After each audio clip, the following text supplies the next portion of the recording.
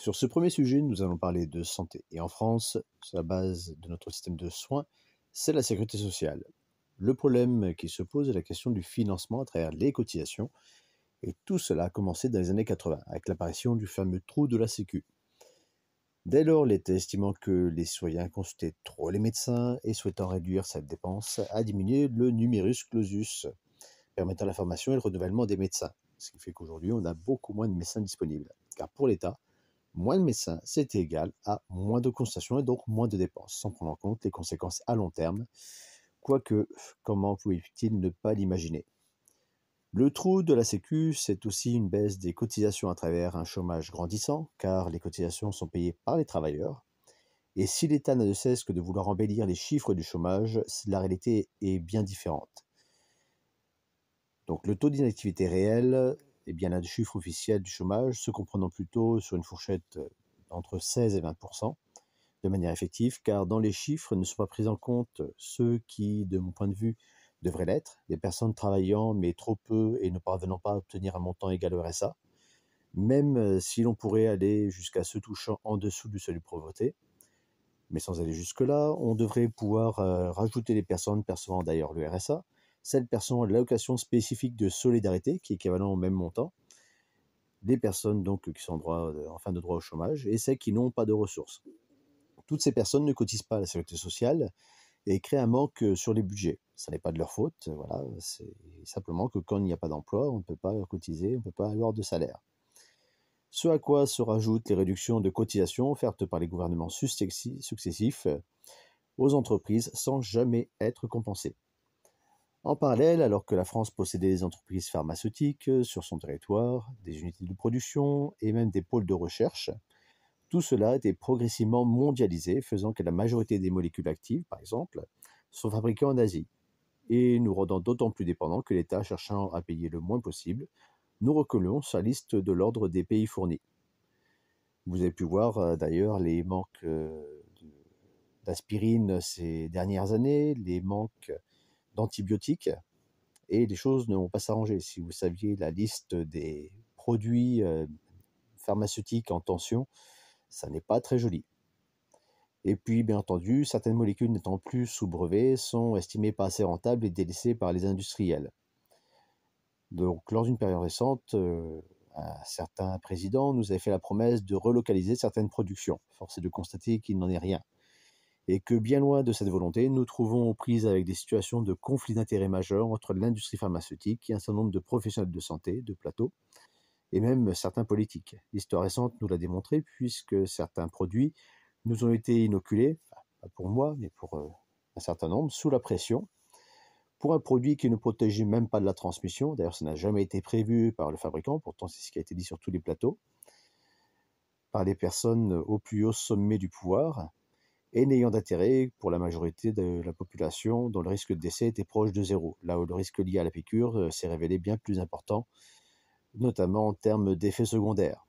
D'ailleurs, avec un grand silence et un mépris des règles de suivi de ce type de produits dans la phase où ils étaient. Pour revenir à la question des soins, tout le monde est conscient de la difficulté d'accéder à un médecin ou tout autre professionnel de santé. Déjà, si vous n'avez pas de médecin de référence, il est difficile d'en trouver un, au motif que nombre d'entre eux refusent de nouveaux patients. Que votre médecin soit parti à la retraite et déménagé, ou que même vous ayez aménagé en un nouveau lieu, il est compliqué de trouver un nouveau médecin. Quant aux spécialistes, combien ont des listes d'attente de plusieurs mois, voire années, à l'image par exemple des orthophonistes, des kinésithérapeutes ou même des dentistes. Je vais faire une petite parenthèse pour donner un exemple. Donc j'ai une fille qui est aujourd'hui majeure, qui a besoin d'un suivi orthophonique, et une bienveillante assistante sociale est venue un jour me faire le reproche de n'assurer ce suivi. Je lui mise naturellement au défi de trouver une place pour ma fille au regard de sa position sociale et de son petit pouvoir. Bien entendu, ça n'a strictement rien donné, comme quoi les donneurs de leçons. Autre exemple, une amie qui s'est retrouvée avec une rage de dents et des appels auprès de dentistes dans les 30 km alentours n'a permis de trouver quelqu'un acceptant de la prendre en charge malgré l'urgence de la situation. Donc souffre toujours et puis essaye de voir ce que tu peux faire toi-même. Appelant la sécurité sociale, il a été proposé qu'elle se présente aux urgences le dimanche suivant, dans ce cas c'est quand même quelques jours, ce qui n'est pas simple, ne proposant dans le cadre de cette prise en charge d'urgence qu'un soin d'urgence, donc même pas un soin permettant de soigner la carie, uniquement d'en calmer la douleur.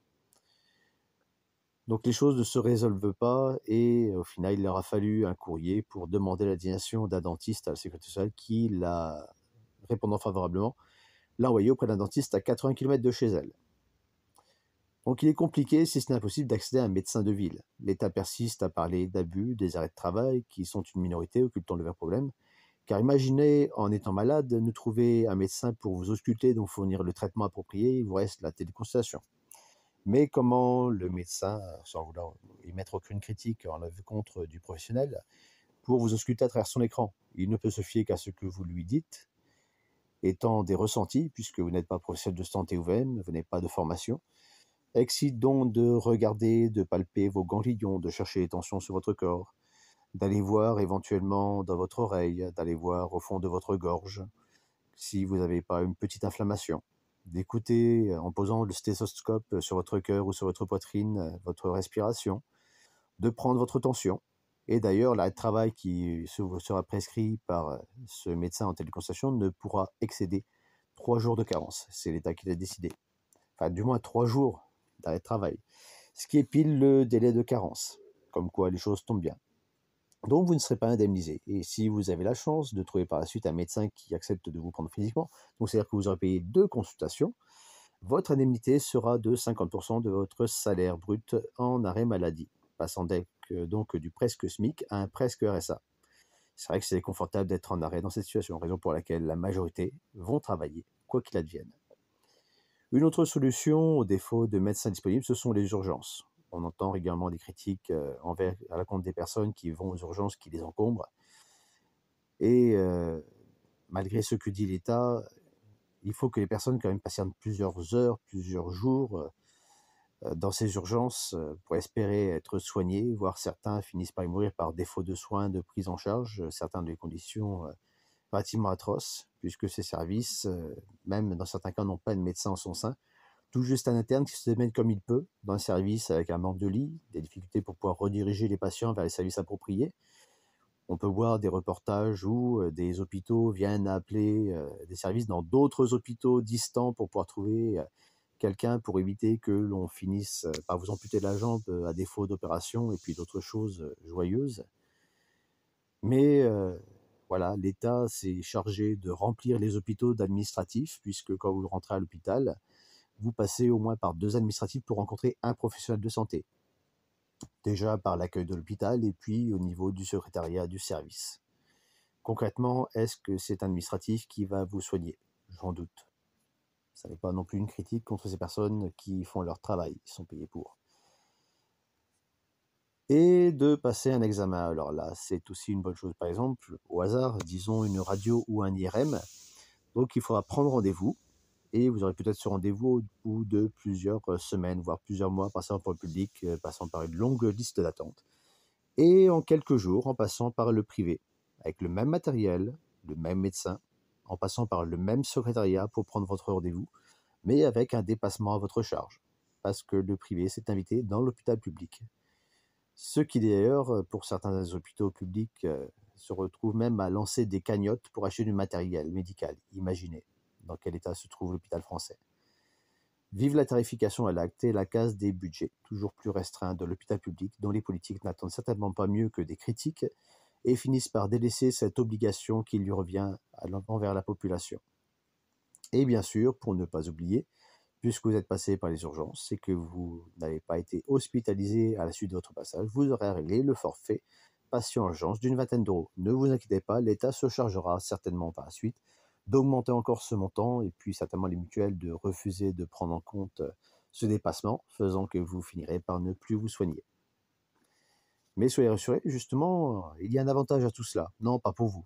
L'État a permis l'essor des mutuelles, dans un premier temps souscrites volontairement par quelques personnes, souhaitant être mieux remboursées face aux déremboursements fréquents et récurrents, de plus en plus importants d'année en année, puis certainement les souscriptions n'étant pas assez rapides, de rendre la souscription obligatoire auprès de votre employeur, qui, s'il en prend une part importante, au moins la moitié à sa charge, vous laisse avec une ponction sur votre salaire qui n'en reste pas moins qu'elle se retrouve à être réintégrée sur votre part imposable de revenus.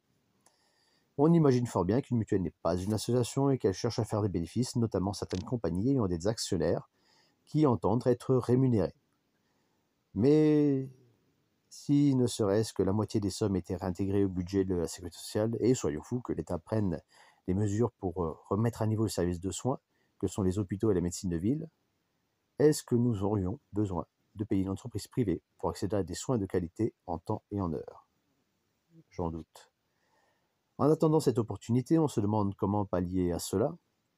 L'option que j'ai choisie à titre personnel étant conscient que l'on n'a pas de certitude sur son avenir et que nul n'a la même chance en matière de santé, à travers sa génétique, à travers des accidents de parcours qui peuvent intervenir, c'est donc d'entretenir sa santé à travers sa condition physique, donc en faisant du sport, à chacun de définir selon quelles sont ses capacités, quels sont les plaisirs qu'il peut y trouver, ne serait-ce que de faire de la marche, quelques simples exercices d'entraînement musculaire, avoir une alimentation variée et équilibrée dans la durée, n'empêchant aucunement de se faire plaisir, n'allez surtout pas voir sur mon compte Instagram.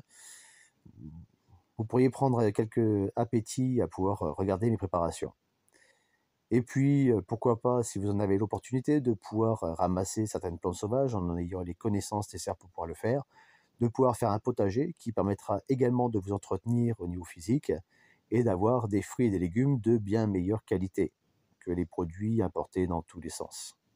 Puisqu'aujourd'hui, pour acheter des produits français, ils restent malheureusement de moins en moins nombreux avec les attaques que l'on connaît sur l'agriculture française. Et puis aussi, une autre chose importante, c'est de prendre soin de sa tête en limitant les sources de stress, en cherchant ce qui peut faire du bien à soi-même. Et quand on parle de se faire du bien à la tête, c'est prendre du temps pour soi, prendre du temps pour sa famille, pour ses proches. Et je vous invite à regarder les petits vœux que je vous ai adressés en début d'année, que j'affiche juste au-dessus. Mais c'est aussi l'acquisition donc de connaissances sur certaines plantes sauvages et leur caractère médicinal. J'espère là-dessus que vous êtes restés jusqu'au bout et je vous invite à laisser un commentaire et vous dis à bientôt.